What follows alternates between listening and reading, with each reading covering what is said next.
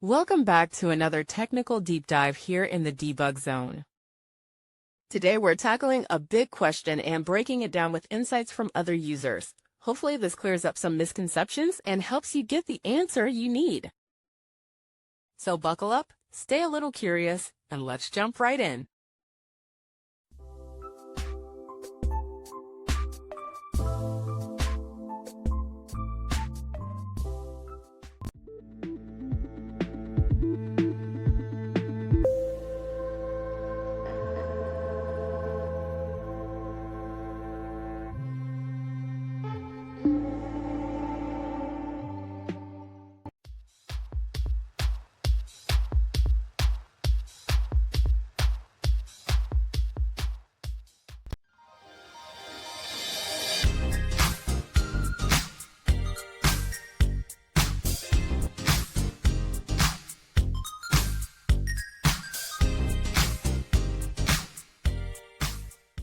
And that's a wrap.